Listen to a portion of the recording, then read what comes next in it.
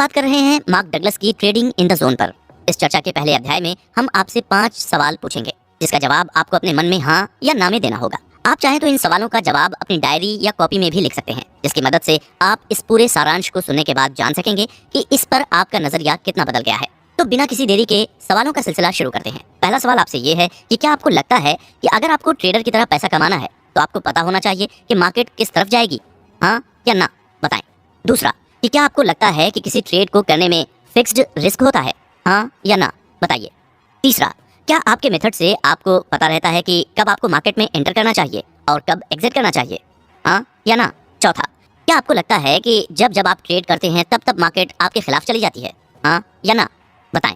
और पांचवा और सबसे इम्पोर्टेंट, क्या आप कई बार ट्रेड केवल इस डर से करते हैं क्योंकि आपको लगता है कि जहां सब पैसा डाल रहे हैं वहां आपको भी इन्वेस्ट कर देना चाहिए, हाँ या ना, बताएं। क्या आपने इन सारे सवालों के जवाब नोट कर लिए हैं? अगर हाँ तो आगे बढ़ते हैं। हम सबसे पहले आपको फंडामेंटल एनालिसिस, टेक्निकल और मेंटल एनालिसिस के बारे में बताएंगे और साथ ही ये भी कि इसको करने से एक ट्रेडर को कब और कैसे फायदा होता है। फंडामेंटल एनालिसिस ट्रेडिंग की दुनिया में कोई नई चीज नहीं है, लेकिन ट्रेडिंग की दुनिया की सबसे इंपॉर्टेंट चीज में से एक है। एक समय तो ऐसा भी था कि जब वॉल स्ट्रीट में फंडामेंटल एनालिसिस को एक जादुई चीज मानी जाती थी। तो आप लोग के मन में चल रहा होगा कि ये फंडामेंटल एनालिसिस क्या बला है जिसने ट्रेडिंग की दुनिया में इतना तहलका मचा दिया था। तो मैं आपको बताता हूँ कि ट्रेडर जब फंडामेंटल एनालिसिस का इस्तेमाल करता है तो उन सारे वेरिएबल्स पर नजर रखता है जो आगे चलकर स्टॉक का प्राइस और डिमांड बढ़ा या घटा सकती है। ये मॉडल पूरी तरीके से मैथमेटिकल प्रोजेक्शन के ऊपर डिपेंड था, जो इसकी ताकत और कमजोरी दोनों बनी। स्ट्रेंथ इसलिए कि मैथ्स पर डिपेंड होने के कारण हर प्रोजेक्शन सटीक होता था, लेकिन कमजोरी इसलिए क्योंकि ये मैथ्स पर इतना डिपेंडेंट था कि ये दूसरे ट्रेडर्स को कैलकुलेट नहीं करता था, जिस वजह से हर ट्रेडर अपना फंडामेंटल एनालिसिस लगाता था और हर कोई अपने अपने अनुमान लगा लेते थे, जिससे कंपनी के कई बार प्राइस बढ़ते थे वरना डूब जाते थे।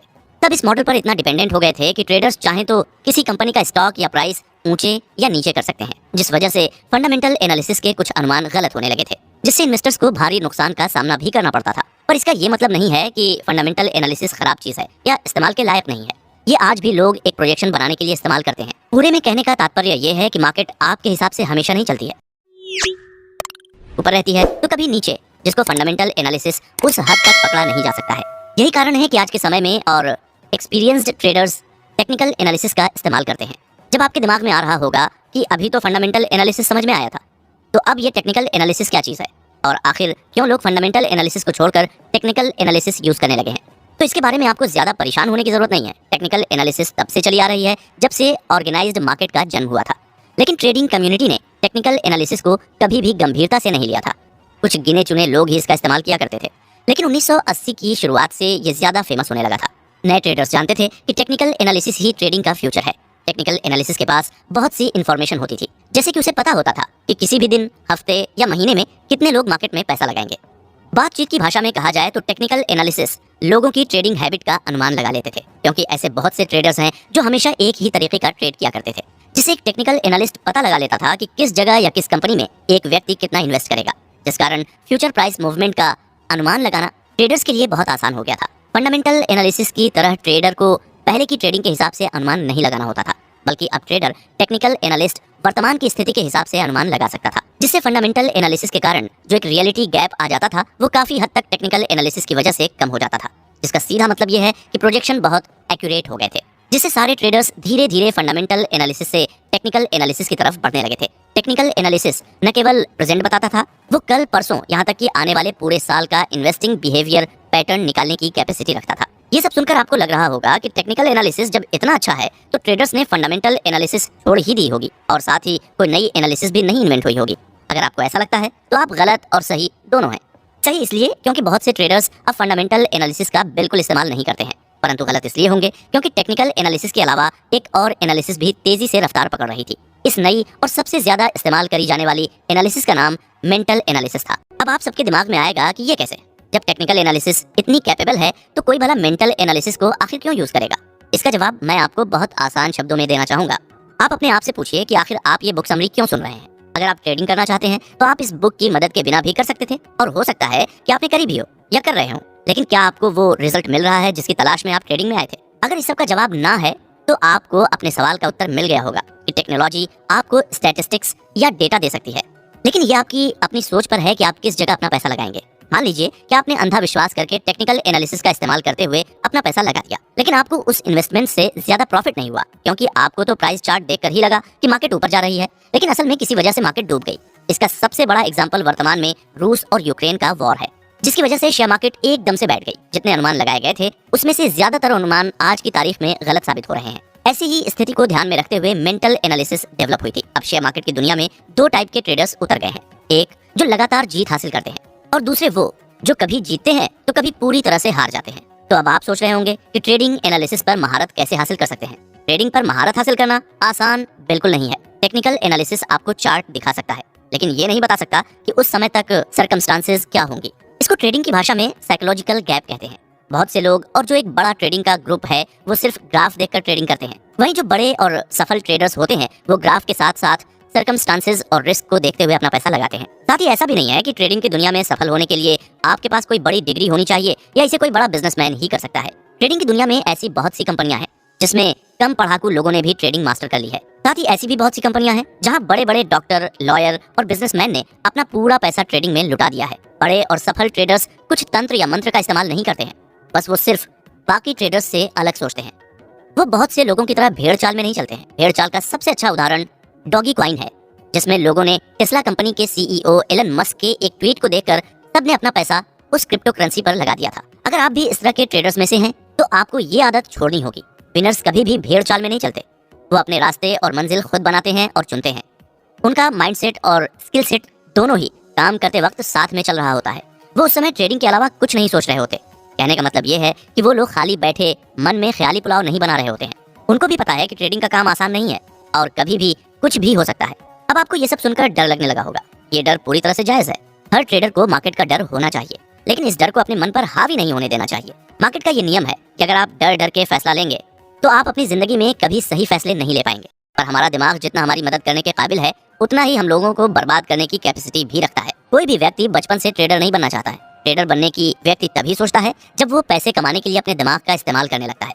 ट्रेडिंग का काम बहुत अट्रैक्ट करता है। लेखक बताते हैं कि जब एक एडिटर ने उनसे ये सवाल पूछा कि क्या आजकल लोग ट्रेडिंग में गलत कारणों से आने लगे हैं, तो इस सवाल ने उन्हें भी गहरे असमंजस में डाल दिया था। हो सकता है कि इस सवाल को सुनकर आप भी सोच रहे हो कि क्या आप भी गलत कारणों से ट्रेडिंग में तो नहीं आ गए हैं। अगर आपके दिमाग में ये सवाल उठा है तो ये अच्छी बात है। इससे ये पता चलता है कि आप ट्रेडिंग में तभी उतरना चाहते हैं जब आप पूरी तरीके से क्लियर हों। लेखक का कहना है कि ट्रेडिंग की तरफ अट्रैक्ट करने के लिए तो बहुत सी चीजें हैं, जैसे ट्रेडिंग का एड्रेनालाइन रश, हीरो बनने की चाहत और सबसे बड़ा अट्रैक्शन इतना पैसा कमाना जितना दूसरी रेगुलर जॉब करके न कमा पाए। पर ट्रेडिंग में इन सबसे बड़ा अट्रैक्शन एक ही चीज है और वो ये है कि ट्रेडिंग की दुनिया में इंसान अपने आप को सबसे ज्यादा क्रिएटिवली एक्सप्रेस कर पाता है। ट्रेडिंग की दुनिया ही अलग है। ये एक जादुई दुनिया है जहाँ एक ट्रेडर अपने रूल खुद बनाता है और तोड़ता है। यहाँ कोई रोक टोक नहीं है, कोई बाउंड्री या रिस्ट्रिक्शंस नहीं है। ये वही क्रिएटिव एक्सप्रेशंस हैं जो हम सबको बचपन से ही मना किया गया है। पर ट्रेडिंग की दुनिया में आते ही आप अपनी सारी क्रिएटिविटी दिखा सकते हैं। पर क्रिएटिव एक्सप्रेशन के कारण अगर आपको कभी हार या लॉस का सामना करना पड़े तो आपको उसका सामना हिम्मत से करना चाहिए, क्योंकि आजकल बहुत से लोग हार या लॉस का सामना नहीं कर पाते और सेल्फ डिस्ट्रैक्शन मोड में चले जाते हैं, जो कि गलत है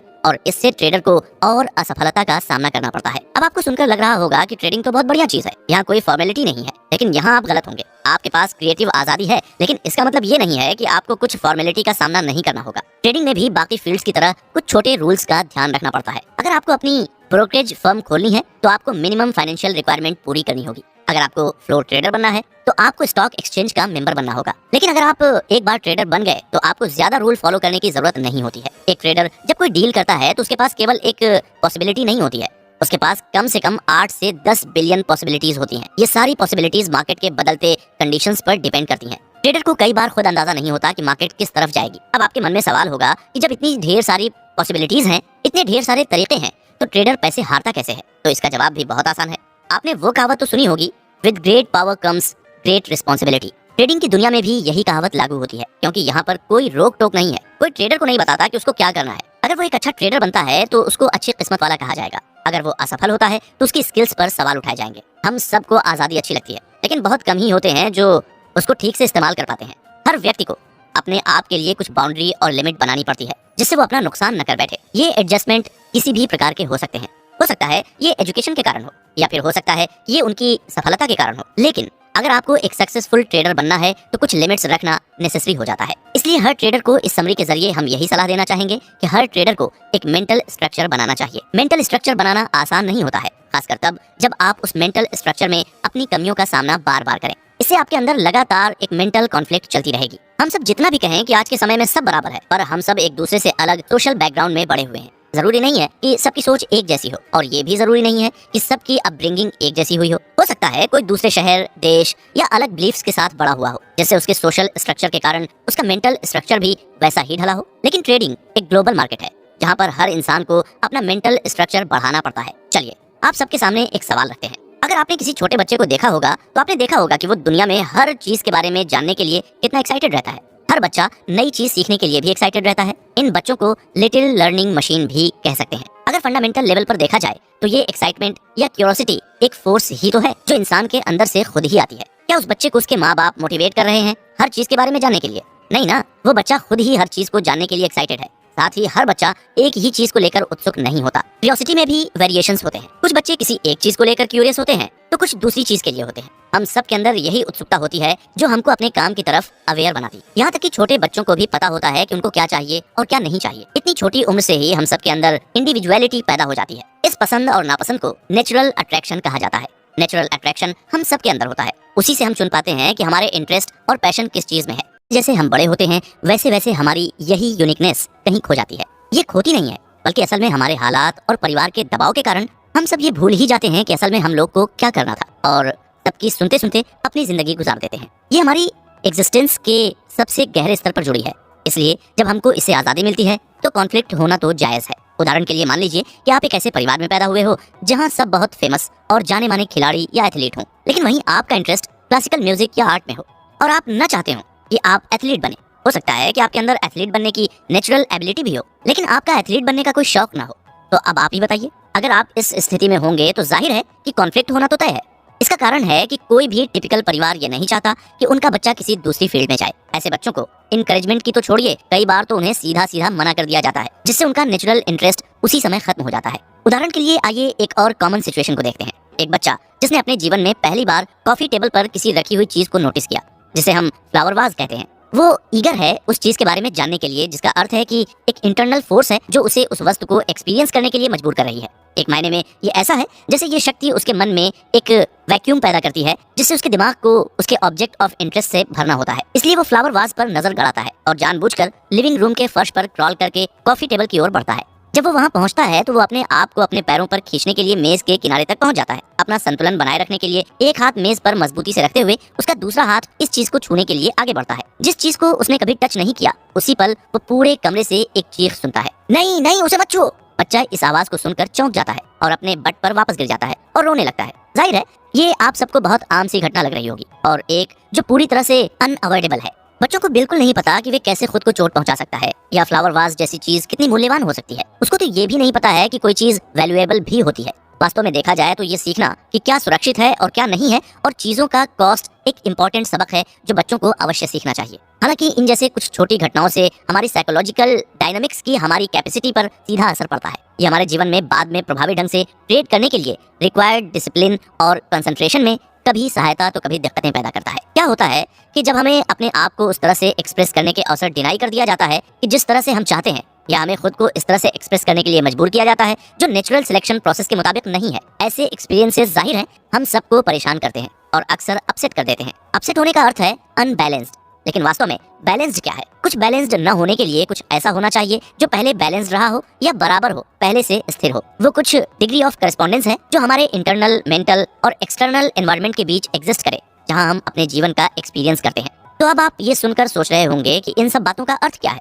तो आसान शब्दों में इसका अर्थ ये है कि हमारी जरूरतें और इच्छाएं हमारे मेंटल एनवायरनमेंट में पैदा होती हैं और वे पूरी होती हैं एक्सटर्नल एनवायरनमेंट में। यदि ये दो एनवायरनमेंट, मेंटल और एक्सटर्नल, एक दूसरे के साथ करस्पॉन्ड कर रहे हैं तो हम ये कह सकते हैं कि हम एक इनर बैलेंस की स्टेट में हैं और हम सेटिस्फैक्शन या खुशी की भावना महसूस करते हैं। यदि इन दोनों वातावरण में करस्पॉन्डेंस नहीं है तो हम डिससैटिस्फैक्शन, क्रोध और निराशा का अनुभव करते हैं, या जिसे आमतौर पर इमोशनल पेन भी कहा जाता है। इस दर्द को हम सब ने जिंदगी में एक न एक बार तो एक्सपीरियंस किया ही होगा। हो सकता है कभी घर से, कभी किसी चाहने वाले से, या कभी अपने बिजनेस पार्टनर से। इमोशनल पेन के और भी कारण होते हैं, जैसे अब हम जो चाहते हैं वो क्यों नहीं मिल रहा है, या किसी चीज में खुद को एक्सप्रेस करने की आजादी से रोका क्यों जा रहा है। इससे हम सबको इमोशनल पेन होता है। लेखक का इस इमोशनल पेन को लेकर ये मानना है कि जरूरतें और इच्छाएं मेंटल वैक्यूम पैदा करती हैं। अब आपको लगेगा कि देखा जाए तो इसका उत्तर ये है कि जिस प्लेनेट में हम रहते हैं उसमें वैक्यूम को न सहने की नेचुरल टेंडेंसी होती है, और जब भी कोई वैक्यूम मौजूद होता है उसे भरने के लिए आगे बढ़ता रहता है। फिलोसोफर स्पिनोजा ने सदियों पहले देखा था कि प्रकृति वैक्यूम से घृणा करती है। बोतल से हवा चूसो और आपकी जीभ और होंठ बोतल के मुंह से चिपक जाएंगे, क्योंकि आपने एक इम्बैलेंस या वैक्यूम पैदा कर दिया है जिसे अब भरना होगा। इसके पीछे के डायनामिक्स क्या हैं? कभी आपने सोचा इस बारे में? लोग कहते हैं ना, आवश्यकता सभी आविष्कारों की जननी है। Necessity is the mother of invention. Trading की दुनिया में इफेक्टिवली काम करने के लिए हमें अपने बिहेवियर को गाइड करने के लिए रूल्स और लिमिट्स की जरूरत होती है। ये किसी भी ट्रेडिंग का एक सिंपल फैक्ट है कि इसमें खुद को भारी नुकसान करने की कैपेसिटी मौजूद है, और वो भी उस लेवल का नुकसान जिसको हम इमेजिन भी नहीं कर सकते हैं। यहाँ तक कि ये नुकसान आउट ऑफ प्रपोर्शन हो सकते हैं। ट्रेड्स कई टाइप्स के होते हैं और इसमें नुकसान का जोखिम अनलिमिटेड है। खुद को डैमेज से बचाने के लिए हमें एक इंटरनल स्ट्रक्चर बनाने की जरूरत है, जो एक तरीके का स्पेशलाइज्ड मेंटल डिसिप्लिन हो और एक पर्सपेक्टिव हो जो हमारे बिहेवियर को गाइड करता है, ताकि हम हमेशा अपने हित में काम करें। ये स्ट्रक्चर हर एक इंसान के अंदर मौजूद होनी चाहिए, क्योंकि मार्केट सोसाइटी की तरह कोई डेफिनेट स्ट्रक्चर नहीं देता है। मार्केट बिहेवियर पैटर्न के रूप में स्ट्रक्चर देते हैं जो इंडिकेट करते हैं कि कब खरीदने या बेचने का अवसर मौजूद हो, लेकिन इसी एक साधारण संकेत के साथ स्ट्रक्चर समाप्त हो जाता है। अदरवाइज प्रत्येक व्यक्ति के पर्सपेक्टिव से आपके व्यवहार को गाइड करने के लिए कोई फॉर्मल रूल नहीं है, कोई शुरुआत, मिडिल या एंड भी नहीं है, जैसा कि हर दूसरी एक्टिविटी जो हम करते हैं में मौजूद होता है। ये गहरे साइकोलॉजिकल इम्प्लीकेशंस के साथ एक बहुत ही महत्वपूर्ण डिफरेंस है। मार्केट एक ऐसी नदी है जो लगातार चलती है। ये शुरू नहीं होती है, रुकती भी नहीं है, ये किसी का इंतजार भी नहीं करती है। बाजार बंद होने पर भी कीमतें अभी भी मूव कर रही होती हैं। ऐसा कोई रूल नहीं है कि किसी भी दिन की शुरुआती कीमत उतनी ही होनी चाहिए जितनी एक दिन पहले मार्केट बंद होने के वक्त थी। सोसाइटी में हम जो कुछ भी करते हैं वो हमें इफेक्टिवली काम करने के लिए ऐसे बाउंड्री लेस एनवायरनमेंट के लिए तैयार नहीं करता है। ट्रेडिंग के कई कॉन्ट्राडिक्शंस में से एक ये है कि ये एक गिफ्ट भी है और साथ ही साथ ये एक कर्ज भी है। गिफ्ट ये है कि शायद हमारे, या यूं कह लीजिए कि ज्यादातर आम लोगों के जीवन में पहली बार हम जो कुछ भी करते हैं उस पर हमारा पूरा कंट्रोल होता है, और कर्ज ये कि हमारे बिहेवियर को गाइड या स्ट्रक्चर देने के लिए कोई एक्सटर्नल रूल या लिमिट्स नहीं है। अगर हम लगातार सक्सेसफुल होना चाहते हैं तो ये जरूरी है कि ट्रेडिंग एनवायरनमेंट की अनलिमिटेड कैरेक्टरिस्टिक्स को दिमाग में रखते हुए कुछ हद तक रेस्ट्रेंट और सेल्फ कंट्रोल के साथ काम करें। हमें जिस स्ट्रक्चर की आवश्यकता है उसको हमारे दिमाग को खुद ही डेवलप करना होगा। ये कॉन्सेप्ट ऑफ फ्री विल सबके बस की बात नहीं है, और यहीं से दिक्कतें शुरू होती हैं। पहली दिक्कत जिसका हर ट्रेडर को सामना करना पड़ता है वो है रूल या नियम बनाना। नियमों की आवश्यकता तो सभी को समझ में आ सकती है, लेकिन ये रूल्स बनाने के लिए खुद को मजबूर करना मुश्किल हो सकता है। हमारे जीवन में कई बार ऐसे मौके आए हैं जहां हम जिम्मेदारी लेते हैं तो हमें लगता है कि हम जानते हैं कि जिम्मेदारी का मतलब क्या होता है, लेकिन अपनी जिम्मेदारी और अपनी ट्रेडिंग की जिम्मेदारी दो अलग अलग चीजें हैं। अपनी ट्रेडिंग की जिम्मेदारी लेना और सक्सेस पाने के सही प्रिंसिपल्स को सीखना आपस में जुड़े हुए हैं। आपको ये एकदम गहराई के साथ समझना होगा कि ट्रेडिंग में सक्सेस के लिए आप कैसे जिम्मेदार हैं और कैसे जिम्मेदार नहीं भी हैं। तभी आप उन कैरेक्टरिस्टिक्स को अपना सकते हैं जो आपको उन ट्रेडर्स के चुनिंदा ग्रुप में शामिल करेगा जो मार्केट में लगातार सफल होते हैं। इसके लिए आपको अपने मेंटल एनवायरनमेंट को भी नया आकार या शेप देना होगा, जिससे आप एक नए और बेहतर व्यक्ति और ट्रेडर के रूप में आगे बढ़ पाएं। अपने इस नए वर्जन को बनाने के लिए आप जिन टूल्स को यूज करेंगे वो है आपकी विलिंगनेस और सीखने की इच्छा, जो आपके सफल होने के जुनून से प्रेरित होगी। यदि सीखने की इच्छा और विलिंगनेस आपके प्राइमरी टूल्स हैं तो आपका माध्यम क्या है? एक मूर्ति बनाने वाला कलाकार कई माध्यम से काम करना चुन सकता है, मिट्टी, संगमरमर या धातु। लेकिन यदि आप अपना नया वर्जन बनाना चाहते हैं या ऐसी पर्सनैलिटी बनना चाहते हैं जो लगातार आपको एक सफल ट्रेडर बनाए, तो आपके पास केवल आपकी बिलीव्स और एटीट्यूड है। आपके आर्टिस्टिक कोशिश का माध्यम आपका मेंटल एनवायरनमेंट होगा, जहां आप अपनी सीखने की इच्छा से आप अपने बिलीव्स और एटीट्यूड को रिस्ट्रक्चर और इंस्टॉल कर सकते हैं, जो आपके अल्टीमेट गोल को पाने के लिए आवश्यक है। अगर आप इस समरी को यहाँ तक सुन चुके हैं तो यही कहा जा सकता है कि आपका अल्टीमेट गोल कंसिस्टेंसी है। यदि आप ज्यादातर ट्रेडर्स की तरह हैं तो आपको आपके लिए उपलब्ध अवसरों की पूरी इंफॉर्मेशन नहीं है। अपने पोटेंशियल को अधिक से अधिक यूज करने के लिए, उसे अपने जीवन में अधिक से अधिक रियलिटी बनाने के लिए आपका प्राइमरी गोल ये होना चाहिए कि आपको ये सीखना है कि कैसे कंसिस्टेंटली सक्सेसफुल ट्रेडर की तरह सोचना है। याद रखें, सक्सेसफुल ट्रेडर कई तरह के यूनिक तरीके से सोचते हैं। उन्होंने एक मेंटल स्ट्रक्चर हासिल कर ली है जो उन्हें बिना किसी डर के ट्रेड करने देता है, और साथ ही उन्हें लापरवाही और फियर बेस्ड गलतियां करने से प्रोटेक्ट करता है। इस माइंडसेट के कई कंपोनेंट्स हैं, लेकिन बॉटम लाइन ये है कि सक्सेसफुल ट्रेडर डर और लापरवाही के इफेक्ट्स को अपनी ट्रेडिंग से लगभग मिटा दिया है। ये ट्रेडर्स को विनर्स, लूजर्स, बूमर्स और बस्टर्स की कैटेगरी में बांटा जाता है। आपको सुनकर लग रहा होगा कि ये क्या बचकानी चीज है, लेकिन ये बचकानी चीज नहीं है। वास्तव में हर ट्रेडर को इन्हीं कैटेगरीज में बांटा जाता है। इसका कारण ये है कि ज्यादातर ट्रेडर्स या तो हार के ट्रेडिंग छोड़ देते हैं या वो कुछ समय में सक्सेस के असली सोर्स का पता लगा लेते हैं। इस बीच कुछ ट्रेडर्स ट्रेडिंग में इतना तो सही कर ही लेते हैं कि वो एक ऐसे साइकिल में पहुंच जाते हैं जिसे आमतौर पर बूम एंड बस्ट साइकिल कहा जाता है। अब तक जो नोवाइस ट्रेडर का एग्जांपल लिया है, उसके दिमाग में इंप्रेशन पड़ रहा होगा कि हर किसी में एक नेगेटिव एटीट्यूड होता है, ध्यान कम जाता है और फिर यूफोरिया जैसी फीलिंग एक समस्या भी हो सकती है। ये तो आप बिल्कुल नहीं सोचेंगे। यूफोरिया या अति उत्साह के साथ दिक्कत ये है, ये सुप्रीम कॉन्फिडेंस पैदा करता है, जिससे आपको लगने लगता है कि कुछ भी गड़बड़ हो ही नहीं सकता, ऑलमोस्ट अनथिंकेबल। दूसरी ओर सेल्फ सबोटेज की वजह से जो गलतियां होती हैं वो कुछ ऐसे कॉन्फ्लिक्ट पैदा करती हैं कि जैसे ट्रेडर्स विन करना डिजर्व भी करते हैं कि नहीं। जब आप जीत रहे होते हैं तब आप सबसे अधिक गलती करने वाले, ओवर ट्रेडिंग करने, बहुत बड़ी पोजीशन में एंटर करना, अपने ही रूल्स को तोड़ना या आमतौर पर इस तरह से काम करना जैसे कि आपके बिहेवियर पर कोई समझदारी या बाउंड्री की जरूरत ही नहीं है। हो सकता है कि आप ये भी सोचने लगें कि आप ही मार्केट के गुरु हैं, हालांकि मार्केट शायद ही कभी आपसे एग्री करे, और जब ये एग्री नहीं करता है तो हमें गहरी चोट लग जाती है। नुकसान और इमोशनल पेन आमतौर पर काफी सिग्निफिकेंट होते हैं।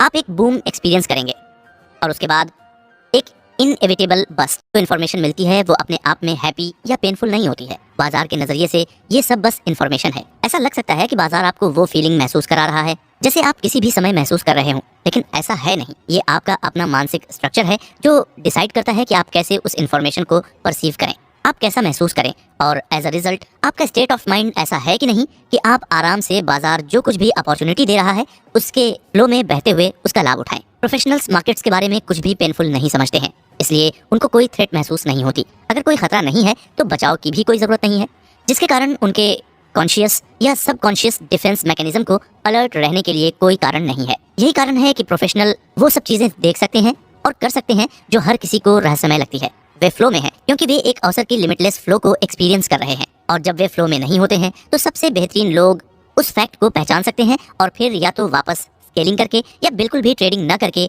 उसको कंपनसेट करने की कोशिश करते हैं। यदि आपका एम प्रोफेशनल की तरह ट्रेडिंग करना है तो आपको बाजार को एक ऑब्जेक्टिव नजरिए से देखने की काबिलियत होनी चाहिए। आपको बिना किसी रेजिस्टेंस या हेजिटेशन के काम करने में सक्षम होना चाहिए। मान लीजिए कि एक बच्चा जो पहली बार किसी डॉगी के पास जाता है और यदि वो डॉगी उस बच्चे पर भौंक देता है तो जाहिर सी बात है कि उस बच्चे के मन में एक डर बैठ जाएगा और वो जिंदगी भर डॉगी से डरेगा क्योंकि उसका पहला एक्सपीरियंस खराब हुआ था। लेकिन क्या ये सही है कि किसी एक खराब एक्सपीरियंस से हम जिंदगी भर एक चीज से डरते रहें? इस एग्जाम्पल की तरह ट्रेड की दुनिया भी है, जहाँ कुछ ट्रेड हमें खराब एक्सपीरियंस देंगे, परंतु इसका ये मतलब नहीं है कि हम ट्रेड करना ही छोड़ दें। मार्केट केवल न्यूट्रल पर्सपेक्टिव से इंफॉर्मेशन क्रिएट करता है, साथ ही ये ऑब्जर्वर यानी आपको अपनी ओर से कुछ करने की एक नीडलेस अपॉर्चुनिटी देता है। यदि आप उस सेकंड में जो देख रहे हैं उसके कारण आपको डर लगता है तो अपने आप से ये प्रश्न पूछिए, क्या ये इंफॉर्मेशन वाकई खतरनाक है या आप बस पिछले एक्सपीरियंस के इन्फ्लुएंस की वजह से घबरा रहे हैं? इसे यूं भी कह सकते हैं कि आप वही देख रहे हैं जो आपका खुद का स्टेट ऑफ माइंड रिफ्लेक्ट कर रहा है। ये कॉन्सेप्ट एक्सेप्ट करना बहुत मुश्किल है, तो चलिए आपको इस पॉइंट को क्लियर करने के लिए एक एग्जांपल देते हैं। एक सिनेरियो या सिचुएशन इमेजिन सेट करें जहां आपके अपने आखिर के 2 या 3 ट्रेड लॉस में थे। आप बाजार स्टडी कर रहे हैं और आप जो वेरिएबल यूज करते हैं वो इंडिकेट कर रहे हैं कि एक अपॉर्चुनिटी वर्तमान में मौजूद है। तुरंत ट्रेड एग्जीक्यूट करने के बजाय आप संकोच करते हैं। आपको ये ट्रेड बहुत जोखिम भरा लगता है, इतना जोखिम भरा कि आप अपने से सवाल करना शुरू करते हैं कि क्या ये वाकई एक सिग्नल है, जिसके कारण आप अपनी सोच को ही क्वेश्चन करने लगते हैं। आप ऐसी इन्फॉर्मेशन ढूंढने लगते हैं जिससे ये साबित हो जाए कि ये ट्रेड काम क्यों नहीं करेगा। ये ऐसी इन्फॉर्मेशन है जिस पर आप नॉर्मली ध्यान नहीं देंगे, और ये डेफिनेटली ऐसी इन्फॉर्मेशन नहीं है जो आपकी ट्रेडिंग मेथोडोलॉजी का हिस्सा है। इस बीच बाजार चल रहा है, अनफॉर्चुनेटली ये आपकी ओरिजिनल एंट्री पॉइंट से दूर जा रहा है, जिस पॉइंट पर आप टारगेट में शामिल हो जाते यदि आप हेजिटेट नहीं करते। अब आप में कॉन्फ्लिक्ट पैदा हो गया है क्योंकि आप अभी भी ट्रेड करने जा रहे हैं और विनिंग ट्रेड को खो देने का ख्याल पेनफुल है। साथ ही बाजार आपके एंट्री पॉइंट से दूर होता जा रहा है, तो पार्टिसिपेट करने का जो जोखिम है उसका मनी वैल्यू बढ़ने लगता है। आपके मन के अंदर टग ऑफ वॉर तेज हो जाती है। आप चूकना भी नहीं चाहते हैं, लेकिन आप खुद को बर्बाद होते हुए भी नहीं देखना चाहते हैं। आखिर में आप कुछ नहीं करते हैं क्योंकि आप अपनी दुविधा या कॉन्फ्लिक्ट के कारण पैरालाइज्ड हैं। आप अपने आप को ये बताकर अपनी इमोबिलिटी या कुछ न करना जस्टिफाई कर लेते हैं कि बाजार का पीछा करना बहुत जोखिम भरा है, जबकि आप बाजार की हर चाल पर तड़पते हैं क्योंकि आपको दिख रहा है कि आपने एक अच्छे विनिंग ट्रेड को मिस कर दिया है। एक स्पेसिफिक ट्रेडर जोखिम की उसके सबसे रिसेंट के 2 या 3 ट्रेडों की आउटकम के कारण एक पर्सपेक्टिव बन जाता है। दूसरी ओर सबसे अच्छे ट्रेडर्स पर उनके लास्ट आउटकम का कोई असर नहीं पड़ता है, चाहे फिर वो पॉजिटिव हो या नेगेटिव। यहाँ तक कि उनके पिछले कई ट्रेड का भी असर नहीं होता है। तो वे किसी भी ट्रेडिंग सिचुएशन के रिस्क परसेप्शन को अपने पर्सनल और साइकोलॉजिकल वेरिएबल के बारे में सोचकर नहीं बनाते हैं। ये एक बहुत बड़ा साइकोलॉजिकल गैप है जो आगे बढ़कर आपको ये विश्वास दिला देता है कि बेस्ट ट्रेडर्स के दिमाग में इनहेरेंट डिजाइन क्वालिटीज होते हैं जो इसके लिए जिम्मेदार होती हैं। लेकिन लेखक का कहना है कि ऐसा नहीं है। उनके मुताबिक पिछले 18 वर्षों में जिस भी ट्रेडर के साथ उन्होंने काम किया है, उनके पास यही सीखा था कि नाउ मोमेंट अपॉर्चुनिटी फ्लो में ठीक से फोकस्ड रहने के लिए उन्होंने अपने दिमाग को ट्रेन किया है।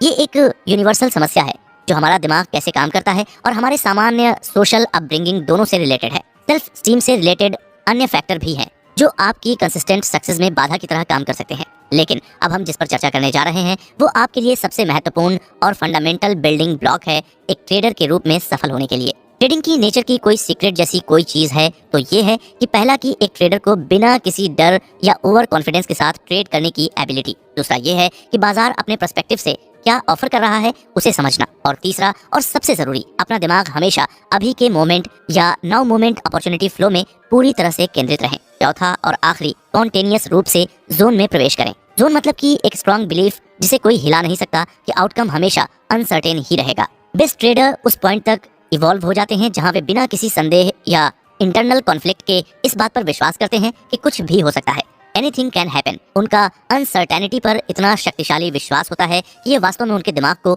नाउ मोमेंट से जुड़ने से रोकती है और उनके सबसे रिसेंट ट्रेडों के रिजल्ट्स का असर नहीं आने देते हैं। इस एसोसिएशन को नजरअंदाज कर वे अपने दिमाग को अनरियलिस्टिक और उन फिक्स्ड उम्मीदों से, जैसे कि बाजार कैसा होगा, उससे मुक्त रख पाते हैं। कि प्रोबेबिलिटीज में सोचने का रियलिटी में क्या मतलब है और किसी ट्रेडर की लगातार सफलता के लिए ये इतना आवश्यक क्यों है। यदि आप इस अंतिम सेंटेंस को एनालाइज करते हैं तो आप देखेंगे कि लेखक ने कंसिस्टेंसी को प्रोबेबिलिटीज पर बेस्ड बताया है। ये एक कंट्राडिक्शन की तरह लगता है।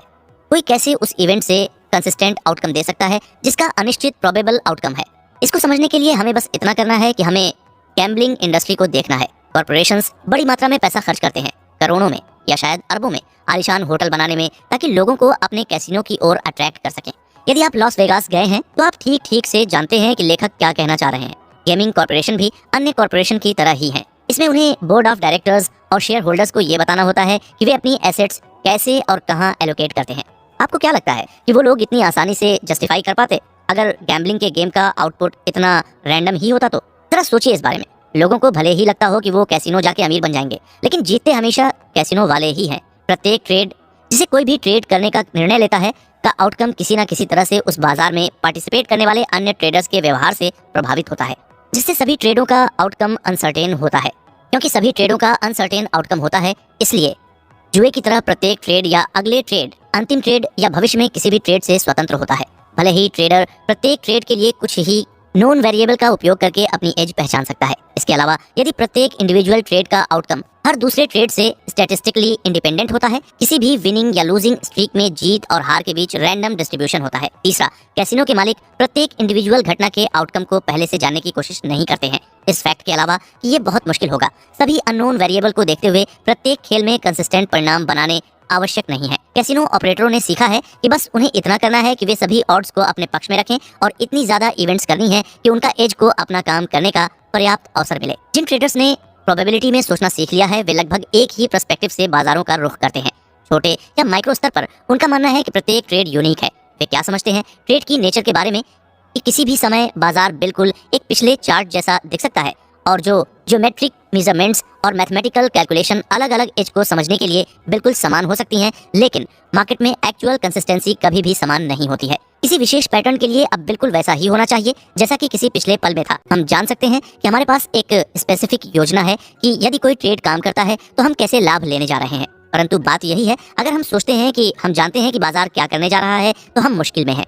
और वो सब जो हमें नेगेटिव चार्ज में डालने के लिए काफी है, मुझे पता है कि बाजार से क्या उम्मीद की जाए। ऐसे मन की स्थिति किसी भी विश्वास, मेमोरी या एटीट्यूड के लिए है जो हमें ऊपर और नीचे के टिक्स या किसी भी व्याख्या करने के लिए प्रेरित करती है। बाजार की इन्फॉर्मेशन कुछ भी हो, लेकिन हमारी ओर से कुछ करने की अपॉर्चुनिटी ही होती है।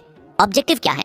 आखिरकार पैसा कमाना हर किसी का गोल होता है, लेकिन अगर ट्रेडिंग केवल पैसा कमाने की बात थी तो अभी आप इस समरी को इतने ध्यान से न सुन रहे होते। विनिंग ट्रेड या यहाँ तक कि विनिंग ट्रेड की इस स्ट्रीक के लिए बिल्कुल भी किसी स्किल की जरूरत नहीं होती है।